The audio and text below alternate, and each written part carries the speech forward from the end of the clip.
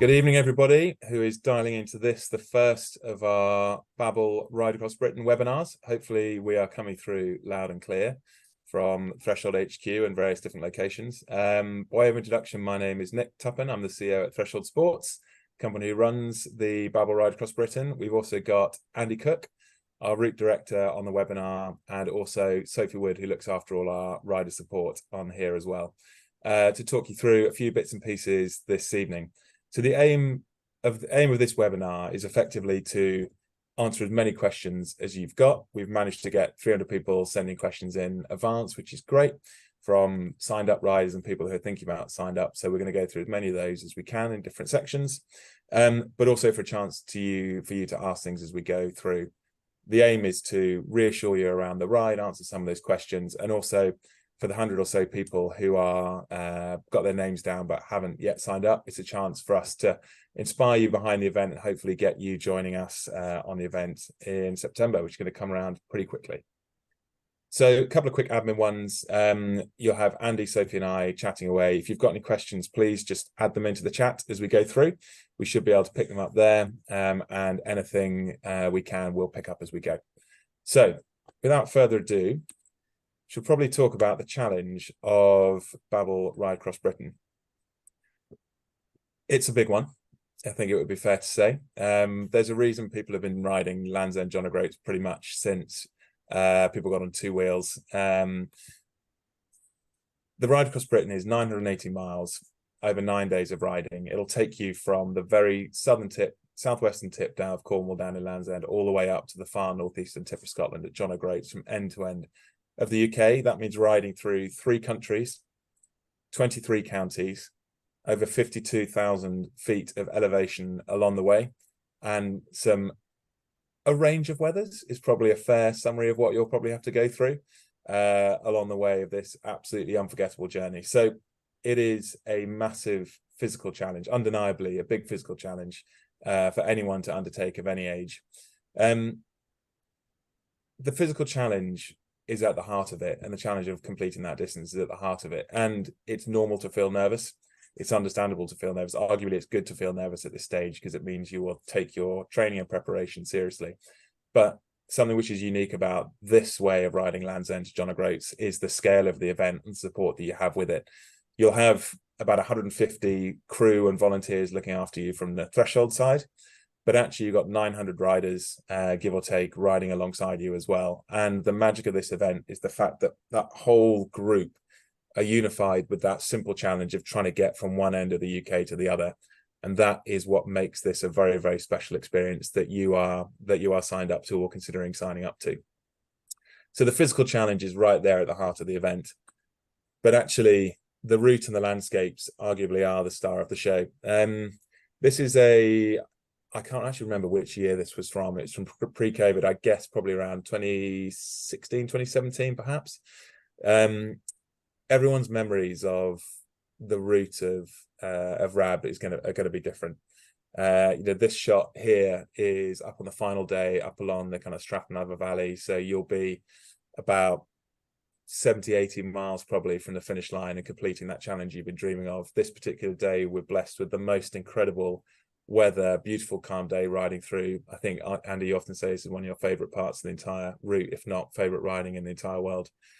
The landscape and the route that Andy puts together, which he'll spend a bit of time talking through, is absolutely world class. There are lots of routes you can ride Land's End to John O'Groats, but this is one that's been refined over the last kind of decade plus. It's beautiful, quiet, hidden roads whenever we can. Places which most people when they ride end to end miss, but we take you down these incredible spots. So alongside the challenge, you've got this incredible landscape that you're gonna cycle through and power yourself through. But beyond that as well, the impact of the ride goes far beyond that group of roughly 1,000 people who are trying to go from end to end of the UK. So we have 6 gold charity partners, so Alzheimer's Society, Prostate Cancer, CRUK, Macmillan, Parkinson's, and new for this year is My Name's Doddy as our gold charity partners. But that is just the gold partners on the event. So beyond that, we have a whole range of other charities will be represented on the event. And to give you context, it's one of the highest fundraising rides in the UK. So we're estimated probably generate around £1.5 million for charity over the course of next year's ride. And, you know, that's north of £150,000 every time this peloton rolls out on every single day of that ride. So the physical challenge, the route, but actually the impact this ride has far beyond that group who are taking part, make it something very, very special to be a part of. It's something the team at Threshold and Andy are just enormously proud to have been involved with since its inception and first running back in 2010. But also just want to shout out our title partner as well, Babble. So these guys have been involved in the ride for a long time, but stepped up and took on that title partnership. A great example of what they bring to the ride is the fact that they've got My Name's Doddy coming on board as a Gold charity partner. A big part for them is the impact this ride has and the positive impact it has. And to have those guys taking on the title slot this year, stepping up, it's not an exaggeration to say that we wouldn't be able to put on this event without their support. So very much looking forward to having them as a big part of the ride, not only on the charity side, but also adding a whole load of colour and enjoyment along the way as well. So that's a bit of background to the ride itself. Going into the experience of what it's actually like on the event, probably an easy way of going into it is just running through what to expect on a day on Babble Rab. I'll kind of take you through. I mean, the simple table here, I don't think really does it justice. So I'll kind of walk you through a bit of what you can expect. So the alarm usually goes off in the base camp at around 5 a.m. It is early. There's no two ways about it. You'll be waking up in the dark. There's a range of different songs we use, all pretty questionable to get you out of bed. But there is nothing better than PJ and Duncan, Let's Get Ready to Rumble, to get tired bodies out on about day 5 or 6.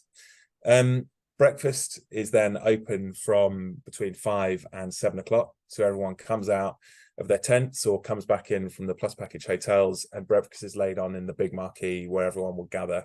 So within there, you've got porridge, cooked breakfast, yogurt, fruit, everything you basically need to get you going over the course of the day. And then the start line will usually open at 7 o'clock, and that's then open for a window till around 8 o'clock. There are certain days where we will open that earlier, which could be a longer stage. We usually open it earlier for the final stage to give everyone a chance to spend a bit of time at John O'Groats. Or if the weather is looking tough, we will potentially bring that start time earlier as well. But the start line is open for 1 hour to get everyone out in waves onto the road. A few things just in that opening window. There's usually quite a lot that happens. Day 1, when you're down in Land's End, because you'll be camping down in Land's End or staying down in Land's End or Penzance the night before the ride. No one sleeps very well on that first night. Everybody's raring to get going. They've got fresh legs. They're desperate to get out and start completing the event or doing the event that they prepared for. What that means is there's always a big rush in 5 o'clock because everyone is there bang on time. What we try and establish over the course of the event is the realization not everyone needs to be over the start line first thing. So you've got that window to spread people out. So if you're a fast rider, you can stay a little bit longer in bed, you can have a slightly shorter queue at breakfast, and you spread the whole experience and the whole flow throughout the base camp, throughout the start line, to a more kind of relaxed tempo. Usually it takes a few days for people to realize that. And the irony is often the people who are first to finish are often the ones who are desperate to get out there first, despite having the least effort to get through. But this is, I guess, the kind of first example of how we pitch this ride, which is it's physically demanding. It does take a lot of time and effort to get through, but we only get through it as a big team of people working together. And as an example, phasing the times through the breakfast queues, through the starts, all of those things, we work together with you guys, and the whole thing runs really, really smoothly. After we get you guys out onto the route, Andy will be looking after you with all the route support crew. He'll talk about in a sec. The base camp opens at 2 o'clock. Regardless of the distance, the base camp will be ready from 2 o'clock to welcome riders back in. To give you an idea, we have 3 base camps live at any one time. So we have one being built a day ahead, we have one live, and we have the event base camp, which we're then kind of putting down. So we have to get everything packed up, moved on to the next base camp, built, ready for you guys to arrive. So we will not open the gates before 2 o'clock. Some people occasionally get there a little bit early, but we politely ask you to wait, go and get a coffee nearby, or, you know, in some cases people offer to come and volunteer and help shift luggage and things like that. But this is a ride, not a race. You'll hear us say it over and over again. We recommend not rushing to get there before the base camp opens, because there's really nothing there for you until we open it up. When you get into camp, you've got your afternoon tea, you've got dinner. I'll talk a bit more about that later on. All available. You've got all your kind of physio, medical, mechanical support in the base camps all ready for you there as well. The route cutoff is at 7 p.m. each evening. Again, we'll talk about the strike system in a bit more detail shortly. You have an evening briefing at 8 o'clock, which is where we will go through any highlights of the day, talk you through the route the next day, what to expect, any weather, any notices, updates, any kind of inspirational stories for the day. We often have some great people stepping forward to actually talk briefly in the evenings as well. They're a great chance to bring that whole group together just for a short 15-20 minutes before everyone heads to bed. But we also know some people want to get their heads down early, so the information is sent out to you on email as well. So if you want to make the briefings, then great. But equally, if you want to get your head down and get some extra sleep, that's absolutely fine as well. The bar usually closes around 10:30. There's usually a few stragglers, but to manage expectations with a 5 o'clock alarm call each day, it's rarely ringing the bell for last orders and things like that, but it's a chance to rest and relax and hang out in the chart areas and the different base camps we've got. So that gives you a rough overview of what the event is like. We'll talk about plus timings for the hotel packages later on, but they're broadly in line with all of this. So the route, a pretty fundamental part of it. Andy, I'm going to hand over to you for this bit. Cheers, Tups. Just welcome everybody to this wonderful webinar. It's having missed this year, it's great to be back part of this, an incredible event. I've been cycling all my life, and without a shadow of a doubt, this is still one of the highlights of my cycling career, being involved with this wonderful event. Riding from one end of the country to the other is absolutely outstanding. And the guys at Threshold, I mean, it's fair to say, just completely look after you from absolute start to finish. All you've got to do is get on your bike, push those footrests down, and get yourself to the finish. Everything else is taken care of. So the route itself, Tups already alluded to the fact that we choose the quieter roads. It's an obvious thing to say, but you know, we don't want to be taking you up the A30, for example, out of Cornwall for obvious reasons. What that does, of course, is means that it introduces some of the narrower, quieter roads. So as Tups has already said, it's not a bike race, it's a bike ride.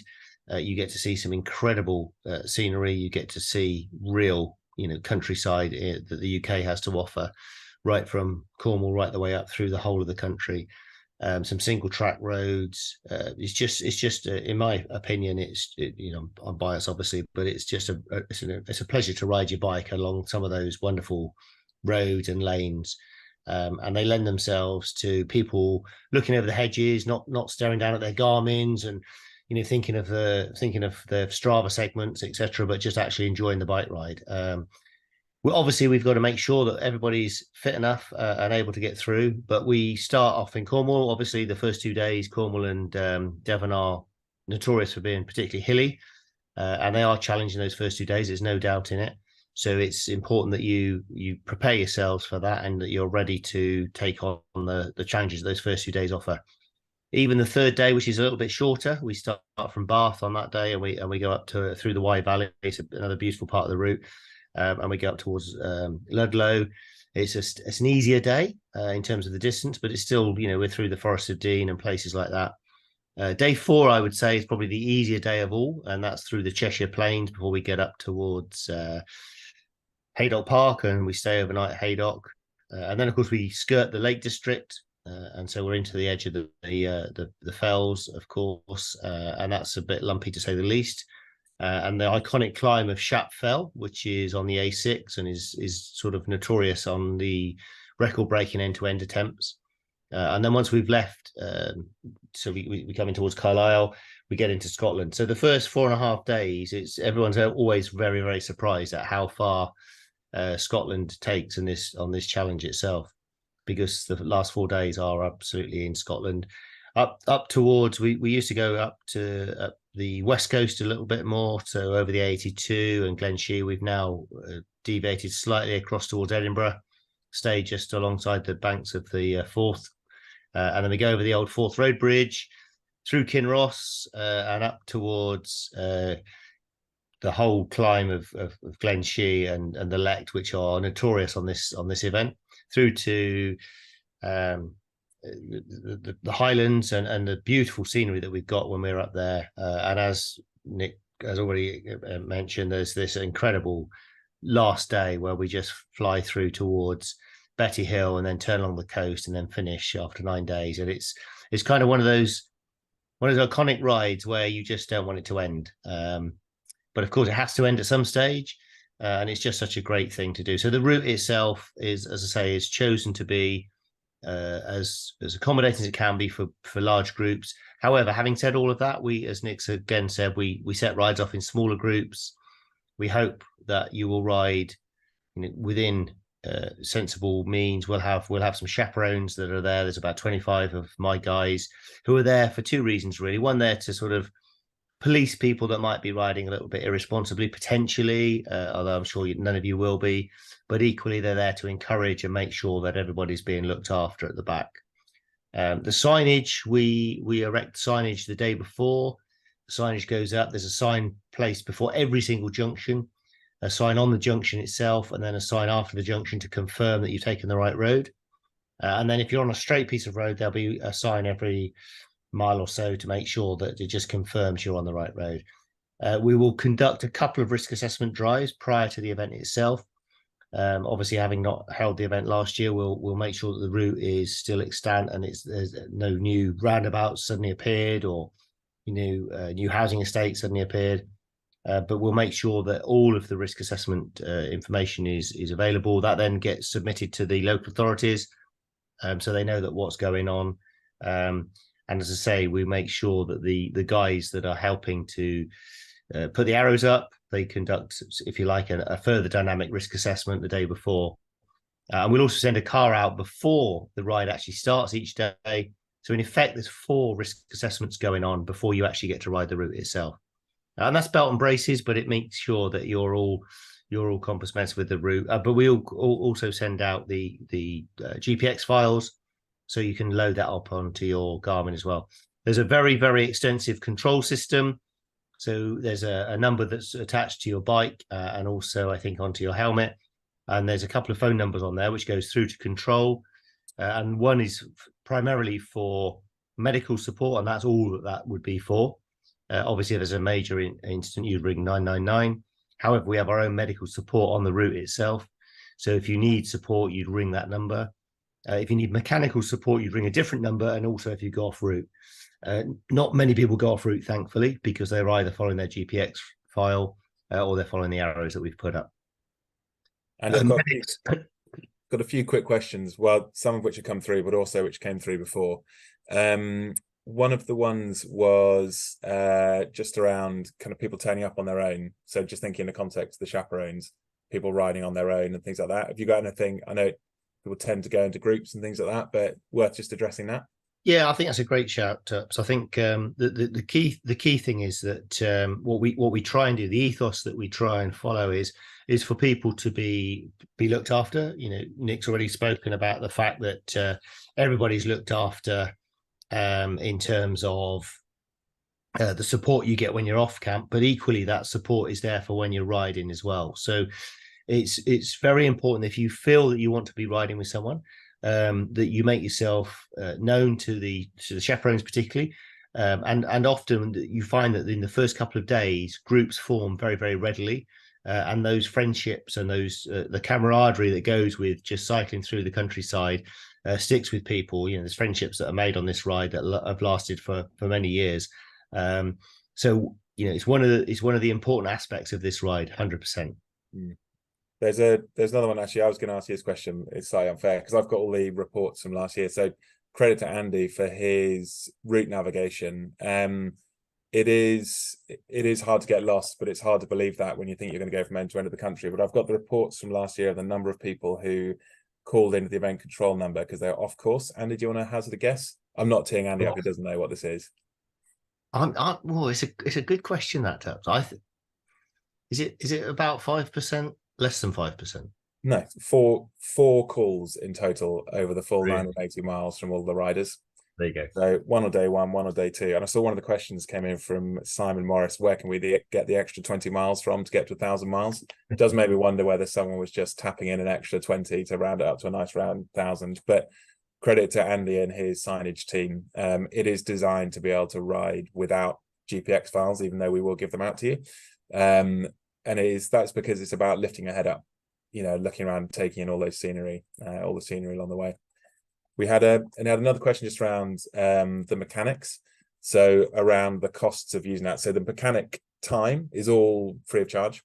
So anything which needs fixing, anything like that, then they will do that all for free. And we run a triage system again on the road. And then when you get back into Basecamp, any kind of elements you need to fix your bike, whether it be cables, cassettes, cranksets, all that kind of stuff, or new wheels or anything like that, that will just be charged onto you at cost. There's no markup on that. Unfortunately, we don't price match. We've had someone in the past lost their Garmin and was wanting a replacement based on a kind of very, very discounted rate. So unfortunately, we can't do price match, but we can fix it all for free. And we have some spare bikes as well. So if there's a kind of catastrophic failure on your bike, which we can't fix on the road, then we will hopefully get you a loan bike to get you to the base camp and then get you fixed up overnight.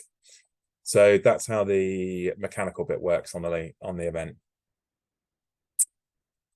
So if we go on to the next bit, just talking about food, this is a pretty fundamental one. If I can, just bear with me. Oh, yeah. Food and fuel. So we've got all the food and fuel you need on the road, but also when you're back in base camp as well. So there's a mix within this, like 9 days, you're burning a lot of calories, kind of 6,000 calories or so a day, potentially on this event. So far more than you normally would. We've got High Five on as an event partner, who've been fantastic, long-term partner of the ride. And they'll be providing electrolyte gels, carbohydrate drinks. They'll also have protein recovery drinks, rehydration sachets and things like that as well. And they'll be providing water bottles for you, a couple at the beginning of the ride and through the middle, so you can replace them from a hygiene perspective. So that is the scientific element of the nutrition. Really, really useful. We'll be sending out more detailed information about what's provided, but we'd definitely encourage you to be training on that sports nutrition as you go through, to get your body to adapt it, to understand how it responds to all of those products. But we also have pit stops, 2 to 3 pit stops every day on the road, and they've got a mix of comfort food, is probably not the right word, but it's a mix of more normal food that you would eat day to day, which is what we need to have to make sure your body can adapt to what it's used to over the course of those 9 days. So you'll have sandwiches on there, usually at the first pit stop. You'll have everything from flapjacks to brownies to fruit to crisps to dried fruit to few surprises along the way. Freddos seem to be the most popular and disappear very rapidly. You get further up the country, people start crafting their own pit stop snacks with slices of banana and peanut butter wedged between 2 Freddos and things like that. They get fairly creative. But there's a huge range of food on those pit stops, as well as tea and coffee. So just instant coffee and tea, so people can warm up as they go along. So there is a huge amount of food alongside the breakfast, which we talked about, the afternoon tea when you get in, which is usually soup, bread rolls, butter, breads and spreads, jam, Marmite, things like that. And then your main dinner as well at the end, which will have a range of dishes, kind of meat, fish, vegan, vegetarian, salads, puddings. The food is extraordinary. You tend to come back heavier than when you left. And we have a huge amount to keep you guys fueled up. One of the questions was just around dietary requirements. So we cater for pretty much everything. So when you register, we get that information through. What we do is, if there's special dietary requirements on the pit stops, we will keep them in a separate area, because sometimes we end up with someone who, without dietary requirements, taking a fancy to the particular gluten-free sandwich of that day, and then it's not there available for the person who's actually got their name down for it. But we can deal with pretty much any dietary requirements. We just need to know in advance, and we will plan to have that with you at the pit stops, and again on request at the base camps as well. I've got another question from Simon, just talking about High Five discount. We've had that previously. We're talking to those guys at the moment, but we should be able to get you a discount on that as well. We have done historically, and I imagine we will do this year as well. So plenty of food along the way. Sometimes people bring their own stuff, but invariably they end up eating it on the bus or train home as well, because there is a huge amount on offer on the event. The strike system. So this is a really fundamental part of how we run the event. It's an element which gets people nervous. Obviously, anything around cutoff times and things like that, people want to make sure they complete the ride and things like that. Ultimately, this is in place to enable the maximum number of people to complete the ride. The basic premise behind it is we have 800 plus riders spread out across the route, from people banging along right at the front to the person right at the back. When we first started doing the ride, we wanted everyone to finish, which we still do. But what we did was we would be very flexible on the finish timings and things like that. And all the event assets, from medical support, chaperones, mechanical support, will be out on the road for 1-2 hours longer than was in all our plans. And what happens over the course of 9 days is the fatigue sets in. We can't be confident that we'll be able to deliver a safe ride for all of those people who come in on the rest of the ride. So we introduced the strike system, and critically, it's a 3-strike system. And what this is intended to do is protect the core of the ride right the way through from day 1 to day 9. So nearer the time, with the basic premise is the ride is open from 7 a.m, minimum of 12 hours, or 6 a.m. till 7 p.m. 7 p.m. is cut off September. It's basically around daylight hours, not safe operating hours for all of our support infrastructure. We'll publish nearer the time pit stop cutoff times, so you can get an idea of where you need to be at each pit stop. The average time we use to calculate that is a 10 mile an hour average riding speed, and then I think it's an average of 20 minutes at each pit stop. The vast majority of people can make it through on those timing schedules. If you can't, we will pick you up in the broom wagon and we'll take you to the next base camp, and that will be 1 strike. And then you get 2 more goes to actually complete the other stages. So the strike system avoids the issue where you might have one day where you get a mechanical issue, you get 1 strike, you're not off the ride. You might have a medical, you might wait with someone or something like that, so you're delayed on the route. Again, 1 strike, you ride clear the rest of the time, you're absolutely fine. A couple of points is, one is it is non-negotiable. So we have this for a reason, and we don't look if it's a minute over. We're afraid it is a strike.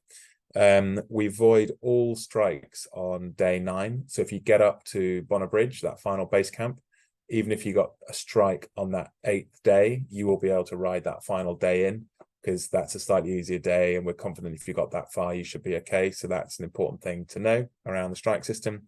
But also, the strike system in place is we've got systems to then bring those people who may have got a strike forward to the front of queues and things like that, to enable them to have the best chance of completing the ride. So that allows us, if we know you get a strike, you get a little red sticker on your race number, and we can keep an eye on you, bring you forward. So there's a fast track lane on the start.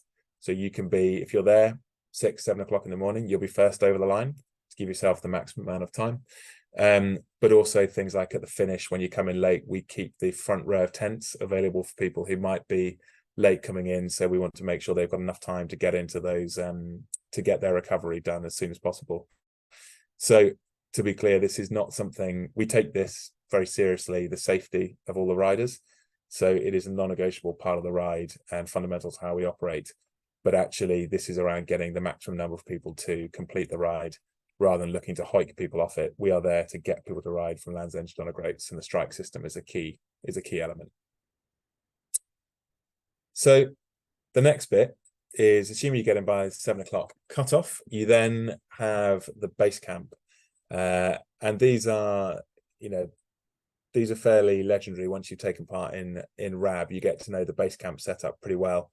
It's probably easiest just to talk you through what it's like when you finish the ride and come off the bike, and what you can expect, rather than listing it all off. So you'll come in on your bike, get clapped over the finish line.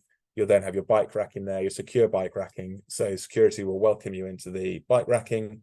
You leave it there overnight, or you can take it to the mechanics to get fixed or checked up, or there's bike cleaning materials there. So you can clean your bike up get it re-lubed, and then back in the rack ready for the next day.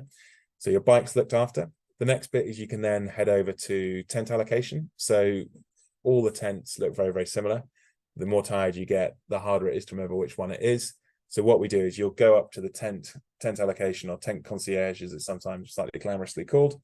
You'll be given a tent number based on when you come in, and that'll be allocated against the color zone which you have for the entire ride. So one of the questions was, can you camp with someone else? We don't allocate all the tent numbers as we go. So if you come to the tent allocation at the same time, they'll just be gone through a list. So if you come together, you'll be in the tent next to that person.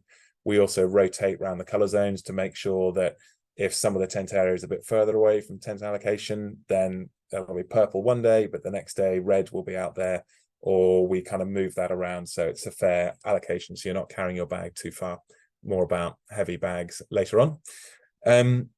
So once you've got your tent allocation, you can go and get showered. Your bag will be waiting for you. You can collect it from your color zone near your tents. You can get showered, changed. There's good medical reasons why you want to get out of your kit pretty quickly, avoid saddle sores and things like that. And you're then free to kind of spend your time in the base camp however you want. So this will obviously vary depending on what time you get in, but you can go and grab some afternoon tea. There's organized stretching areas. So we've got guided stretching to make sure all those muscles you need to loosen up are taken care of. We've got foam rollers, mats, things like that. So a really fundamental part of your recovery. We've also got a drying area and laundry service. So we have a laundry service 3 times during the course of the ride. So you can get your kit washed, changed, you hand it over in the afternoon, and that'll be washed overnight, dried, and returned to you in the morning. Or you can actually wash your own stuff as well. So there's washing facilities there if you want to wash it by hand, and then you can hang it up in the drying room, and that again will be dry by the morning. And then you've got all the other stuff you need. So obviously the bar will be open. There's usually a nice coffee van there with a few brownies and bits and pieces if you want to top up for the afternoon tea. There's charging stations for phones, Garmin's. We've also got areas where you can charge Di2, so electronic shifters if you've got them on your bike. And then it's a case of kicking back till dinner, catching up with new friends, maybe having a drink, big nice dinner, and then kick around ready for the briefing, quick briefing, and then steadily head off towards bed. So you've got, in principle, everything you need to relax, recover, recharge, get into the routine of that, and they're set up as close as possibly to be the same each time. So some of them will be greenfield sites where we'll bring in marquees and all the infrastructure, and that is nice and compact. Other ones will be in race courses like Haydock or Ludlow, where sometimes stuff's a little bit more spread out, but it'll all be signposted. You'll know how to find everything. We'll make sure you know where all that stuff is. So that gives you an idea of what to expect in the base camps. Your tents, you'll see if you're on the classic package or the camping packages, you'll get one of those each. They're 2-man tents, but you get one of those each. And those are rotated throughout the event. So we can't unfortunately keep those lined up every single time for every single person because of moving them from camp to camp.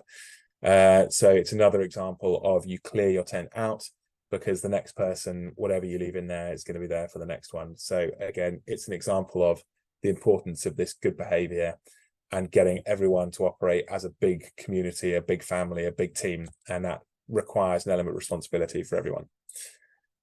A few questions which came through. Kevin was asking about whether stuff's available with card or cash. We'd always recommend carrying a card. Nearly everything is done by card rather than cash. Some places will accept cash, but if in doubt, just having a debit or credit card. And yeah, so we've covered off the questions about camping together. One of the questions was around a female camping area. So this is something we put in a couple of years ago on request from some of our female riders. And so that is an area where either people will be riding on their own, they just feel a bit more comfortable, in a female camping area. So we've got that allocated near some female specific toilets as well on the event. A few questions I can see coming in on here. Teams will usually be in the same color zone if it's a corporate team, but it depends on how you've entered. So that was a question from Sarah.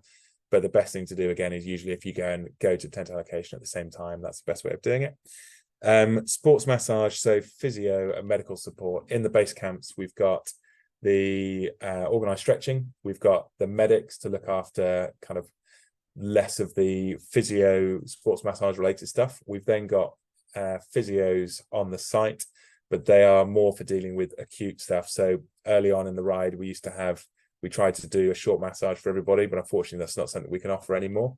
So we've replaced that with the organized stretching, and we triage the physio appointments based on kind of need. So again, another good example of this is about getting as many people to the finish line as possible. So there's an element of us looking at where the most serious need is. We usually get through everybody. If it's a particularly tough day, it could take a little bit longer to get through everyone. But again, that's an element of trying to make sure we reach those people who really need that with the physiotherapy throughout the event. Question here around sleeping mats. We don't provide sleeping mats, so people bring their own, and that's because there's a big variety of styles. We'll talk about kit in a minute. Some people will bring along bigger inflatable ones. Some people are very happy on traditional camping mattresses. We used to provide camping mattresses for everyone, but actually on reflection, when we spoke to people, they would rather have the ability to bring their own ones and have a bit more flexibility around what they are. So you will see some larger inflatable mattresses and the occasional battery powered pump going on, but most people will be on a traditional camping mattress, which is usually good enough, especially with a few days in your legs. You can sleep pretty much anyway. A few questions on the Plus package. So we have the classic package and the England Scotland packages with the camping, which is everything held in that base camp. We also have a limited number of places for the Plus package, and with that one, we have a dedicated Plus package team who shuttle people back and forth to hotels. Some are close to the base camp, 5-10 minutes, but obviously there's limited availability. Certain places we go further away, so they can be up to 30-minute shuttle ride away. So the way that works is the riders will come into base camp. They will have their bags, and they'll usually have a day bag as well. They will usually get showered. It's optional, but they will usually get showered or grab food in the base camp. But there are shuttles running from 4 p.m. until 9:30 p.m. going back and forth to those hotels. So you have the option of either showering back at the hotel or showering and then waiting for dinner in the base camp and then heading back to the hotel. But there's shuttles running back and forth between 4 and 9:30. You leave all your bike and everything at the base camp. And that's effectively the main differences. So you'll be woken up a little bit early to get you back to camp. You'll have breakfast in the morning with everyone else in base camp, and then you head off on the ride the same as everybody else. So those are the main differences. You'll be sleeping off-site in hotels and then being brought back onto site for the ride. Luggage and laundry. You have a 16-kilo luggage allowance, which is plenty. I've ridden this before. And within 16 kilos, I'm best part of 6'2", so my clothes are a little bit bigger than if you're 5'3", 5'4". It is enough to get all that stuff in there. And the reason we have that luggage allowance is twofold. One is obviously all the transport costs and things like that. But also beyond that, people will fill their bag to the luggage allowance, and you end up packing a load of stuff you don't need, and you just have to carry that back and forth to your tent. So it's better to pack light. And 16 kilos is a very reasonable way of doing that. You then have the option of buying more, an additional luggage allowance for a small fee, which again is communicated out through the event hub. But we would really strongly suggest trying to get to that 16-kilo limit, because your life will be easier on the event as you go through. So yeah, that's kind of learned over time, that one. Next one around hygiene measures. So having this number of people on the route taking part in this challenge altogether is a really significant undertaking, especially when people get tired. You're out in all weathers, you've got cycling gloves off, stuff like that. You're in close proximity to other people. Hygiene is absolutely fundamental to how we operate the event. We've had a DMV outbreak in the past, and it is a nightmare to try and contain. It spreads like wildfire through a camp like this.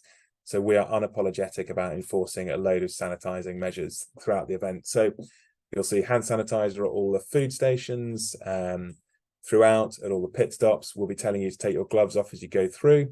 We'll be having bottle washing facilities with sterilizer throughout the event. We have isolation areas. If anyone reports with any illness, we can take them off the ride and protect them in isolated areas on the site.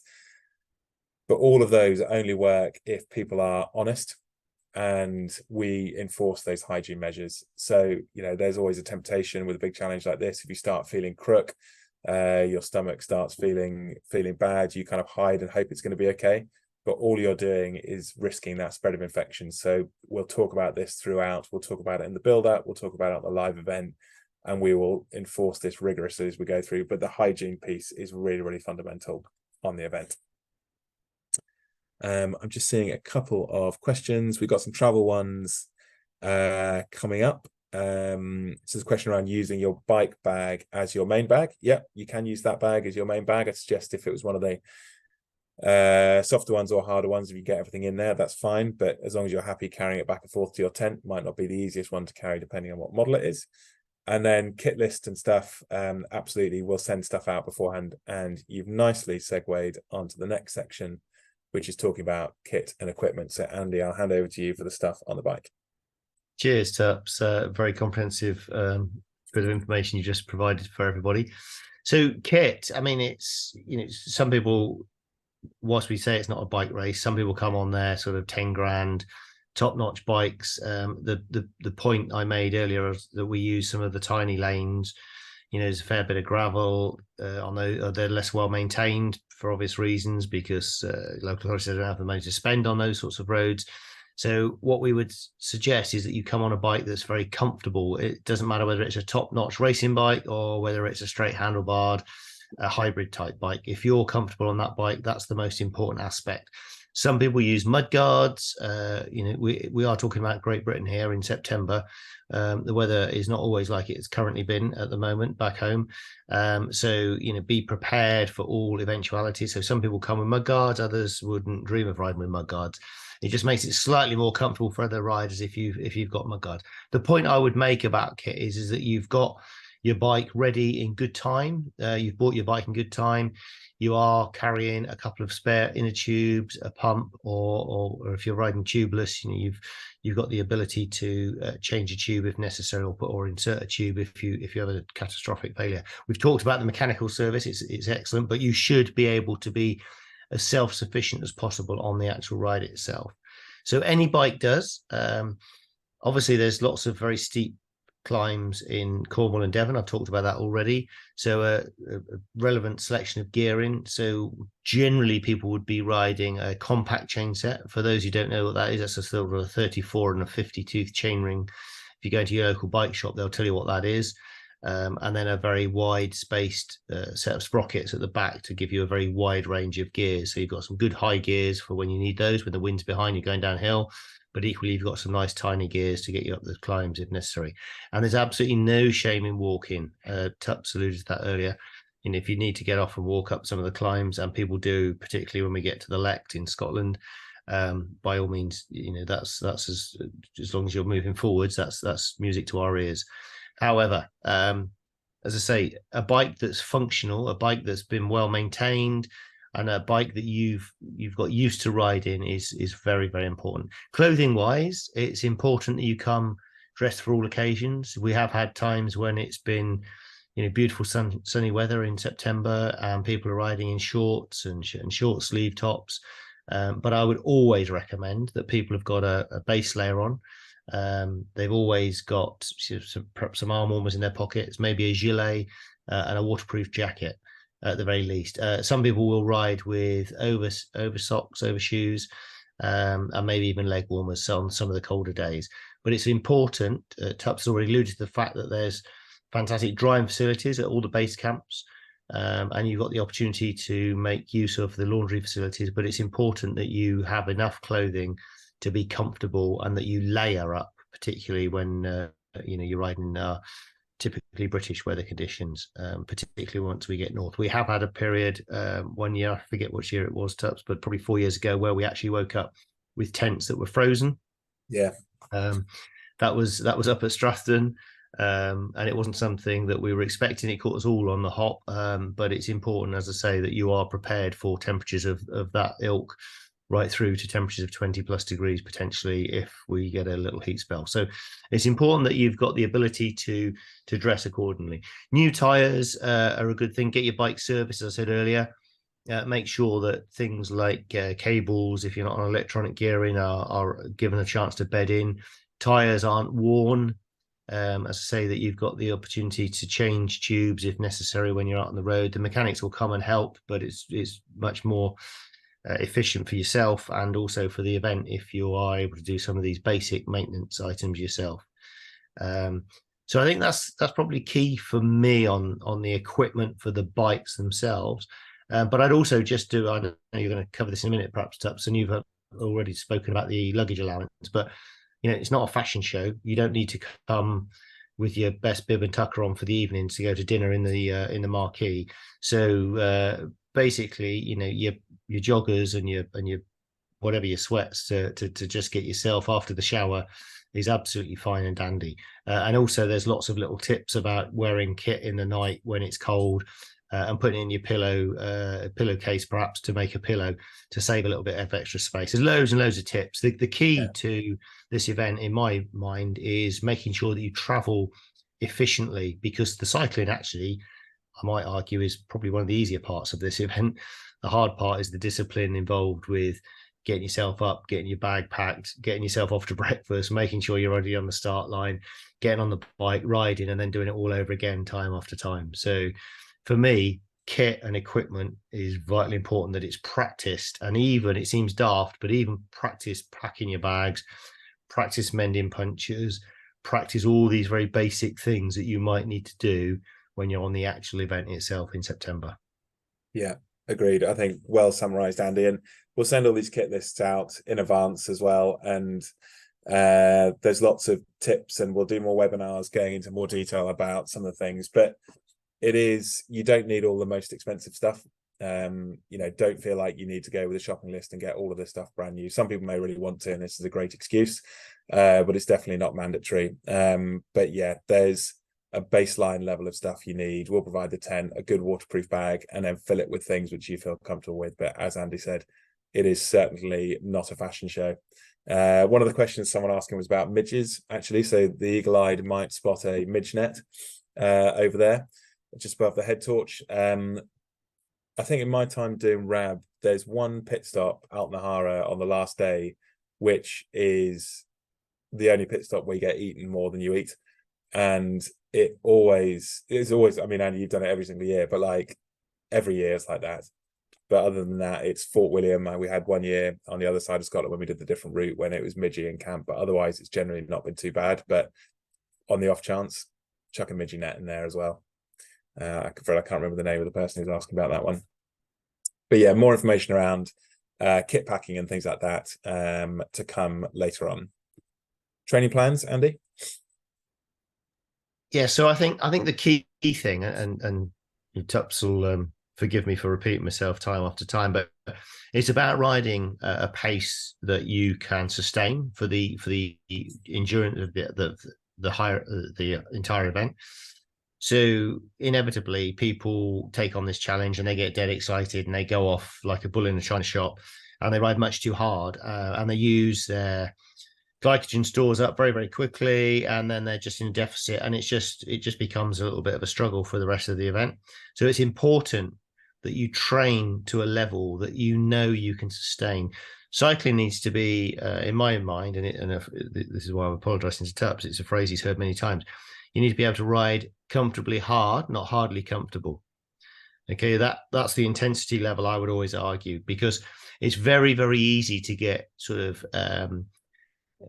dragged along with the fast riders, and it seems fun, but actually you need to know what your levels are, and that will only come with riding between now and the time of the challenge.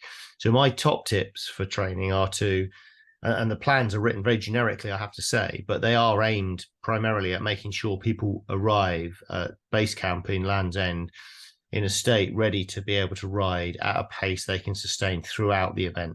And that's, if you think about breaking down each day, we have 2 feed stations each day, 2 pit stops. It's a 33-mile ride, roughly, in all intents and purposes, followed by another 33-mile ride, followed by another 33-mile ride. So if how do you eat an elephant in small pieces? It's the same principle. You just ride for that 33 miles, concentrate on doing that. And once you get onto the climbs, just concentrate on riding at the pace you can sustain up those climbs at a steady pace. Now, inevitably, when you're going from Land's End to John Groats, we are going to be going up some significant climbs.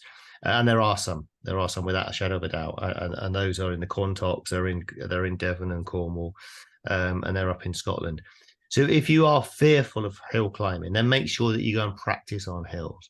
I would always say, though, to people that, I've said it already in this 5 seconds ago, it's about the intensity you ride. So some of the best hill climbers that won the Mountains jersey in the Tour de France came from Holland, not a place that's renowned for having massive climbs or mountains. The point I'm making there is that if you train at intensity that's relevant, you'll be able to get up those climbs. So it's really important. The cutoff system's there for a reason. If you've trained, I would argue that anybody can get through this challenge if you're prepared properly. That only you will know that, and it's really important that you face facts and that you actually ride as much as you possibly can. And it's really important. There was a very, very famous professional cyclist back in the 50s who was asked, Italian, he was asked what 3 pieces of advice he'd give an up and aspiring young rider. And he said, number 1 was ride a bike, number 2 is ride a bike, and number 3 is ride a bike. Now, you can't go far wrong if you do that. So every time you get a chance to go out on your bike, try and ride your bike. And it might be that you ride to the family get together, one weekend. I appreciate that we're all busy people with family lives, busy jobs. But if you can try and make yourself ride as much as you possibly can between now and the challenge, then you'll arrive there in Land's End in good shape, and then be able to ride at a pace that you can sustain throughout the 9 days. Nice one. I think, Andy, I might just draw attention to a couple of things. So this is when the training plans come through, so they'll be published in November. We've also got a milestones document, which you'll see on the screen there. So lots of people will have different training plans they choose to follow, but this should give you some progression of where you should be month by month. So within there, it shows you your 100-mile on flat terrain within a certain time distance, start introducing hills, back-to-back 100-mile rides, which I know Andy's a big thing because that is a different kettle of fish when you're doing multiple ones, but building up to 120-mile ride, hilly terrain, bad weather. Like, it's ticking off these things that everyone is nervous about. And if, like you said, if you're nervous of hills, if you're nervous of riding in the wet, don't wait until day 6 going over Shap Fell to get used to riding in the rain. Just tick those things off. Just get used to them, because that is the way you're going to enjoy it. And critically, that's the way you're going to get through and actually finish the ride. A quick note just on virtual training as well. So obviously, lots of new platforms out there to allow you to train virtually. Lots of different platforms to choose from. And a great addition to the training during winter months as well. It's not a substitute for going out on your bike, particularly that final point about bad weather. You will have to deal with all weathers, wind, rain, cold, out the live events. It's not a substitute for that, but it's a great way of getting some miles in. And also we'll be announcing some virtual Babble Ride activation in the next month or so, to get you guys on board and bring this community together to get preparing for the event in September. So conscious we're getting through the time, Woody, I might hand over to you for this one. Yep, thanks, Tups. Just to briefly touch on the community, and like we spoke about earlier, the importance of the community, especially for those riders that might be joining the ride on their own. So we have the Rab Rider Forum, which is a private Facebook group, and it's got riders who've ridden previously or those that are thinking about joining the ride, and it's a platform for riders to come together, offer motivation, support, advice to each other, find other riders that are going to be joining the ride next year. Just to note that obviously there are a lot of riders on there, huge range of abilities on there. So Threshold do monitor the forum on an ad hoc basis, but the primary purpose of it is for riders to come together as community members, share their knowledge, advice, and potentially find other riders for those long training rides that you've got during the winter. And as well as this, we've got a Strava group, so similar kind of setup. You can find the Strava group at the bottom of the RAB website. There's a link to it.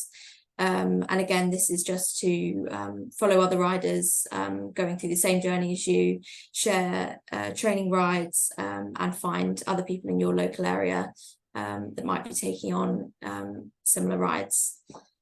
Yeah, so that's it on the community section, and I'll hand over to Tubbs for the local so just club. a quick bit on kind of local clubs, events, and camps. I think group riding, Andy, you've talked about this being a key part to get comfortable with.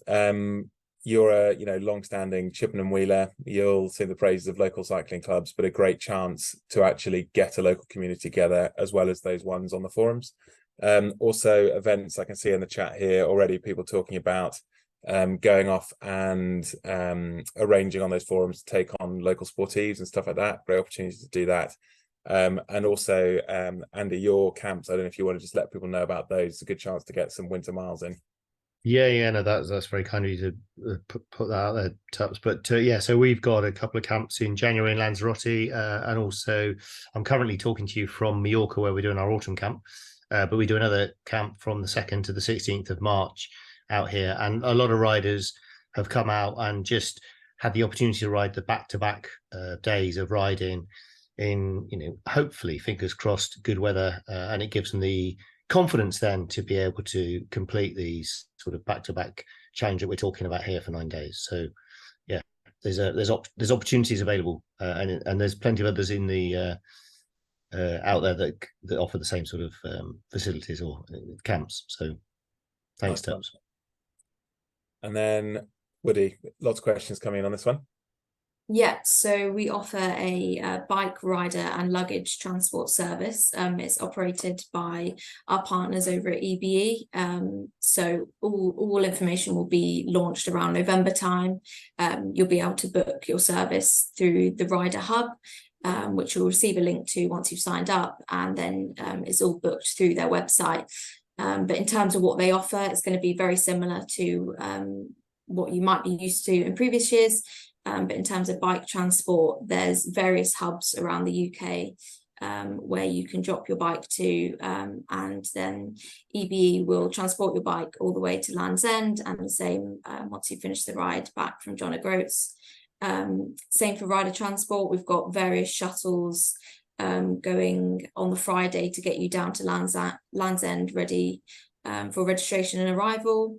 And then same shuttles back, and on the way back after John at Groats, there's also the option to stay overnight at Inverness Hotel, and then there's a shuttle that takes you back from Inverness Hotel either to one of the various hubs or to Inverness Station. So all details about exactly the location of the hubs and the price of each service will be launched in November. But that gives you a quick overview of the service that we offer. This obviously includes luggage as well, and there's the option to take your bike box as well if you wanted to. And EB also offer an extra weight allowance, so you can pay directly through the EBE site if the 21 kilograms wasn't quite enough to fit all your luggage in. They also offer that service as well. Nice one. Thanks, Woody. And then next steps and what people can expect in the coming months. Yeah, so just once you've signed up to the ride, you'll get a link to the Rider Hub, and this is sort of your main source of all important information to look out for in the next coming months. As I mentioned, the bike and rider transport will be available to book very soon. The laundry as well, if you want to get on that every 3 days during the ride to get your kit washed and everything. Merchandise and photography will be available to book later on next year. We'll be launching a new merch range, so look out for that. And extra partner offers, as we mentioned, we've got high five offers, various other partner offers that'll be available to look at through the hub. And then in terms of registering, if you are using the instalment plan, these are taken every few months, but the last instalment is taken on the 5th of April, just to be aware if you opt for the instalment plan on that. Thanks, Woody. I've got a couple of questions which came in. From Alan, can I change charity I want to ride for? Yeah, absolutely. So as we showed at the start, we've got variety of gold charities that we partner with.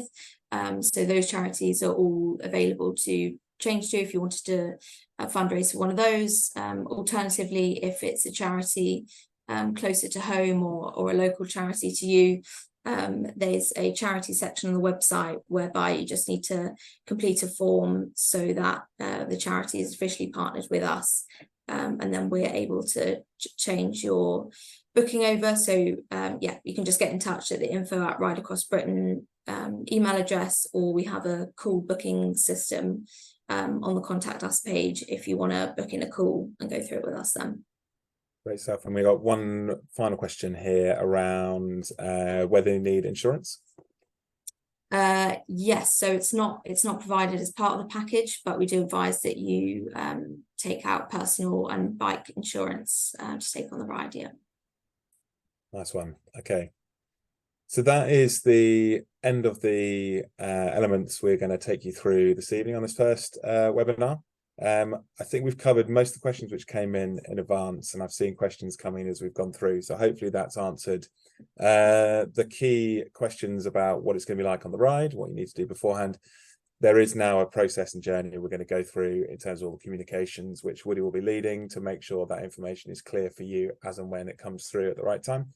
But as she alluded to, you know, we are here to answer questions throughout. There's a call booking system or the email inboxes, or ask all those people on the forum, because we will have a view as the event organisers, but there's hundreds of people who've taken part in this, you know, anything up to 4, 5, 6 times on those forums, who will be a mine of really, really helpful information, and they are very, very willing to help out and help guide you on your RAV journey, even if they're not going to be there in person. So unless I can see any more questions coming in, I just saw one there about bike box transfer from Land's End for collection at finish. Yeah, we will be doing that as well this year. Yeah, so that's part of your bike or rider transport package. Okay. We've got a couple more actually coming in at the moment. So do you need to tell you which charity I'll be riding for, which will be Marie Curie? That's from Simon. That will probably depend whether it's a gold partner charity or the registration process. That might be one to pick up afterwards. If Simon, if you just send an email through to the inboxes, we can pick up that specific one. And links to the rider hub, Woody, I think is it linked on the website drop down menus? Yes, if you head to the Ride Across Britain website, there's a few menus at the top, and one of the drop downs is event information. It's just at the top of that 2024 rider hub. Okay. Any more questions popping through? So I think that's probably it. But like I said, you've got plenty of time to ask questions beforehand. We'll be doing more webinars as we go through on different topics, from training to kit and equipment, to really dive into this. Because ultimately we want you as well prepared when you actually arrive down in Land's End for what is going to be another amazing experience out on the road. It's going to come around quickly. So best of luck with the training, the preparation, the choosing the kit and equipment, meeting those new friends, and we'll be chatting to you soon. All right. Thanks, Andy. Thanks, Woody. And thanks everyone who dialed in as well.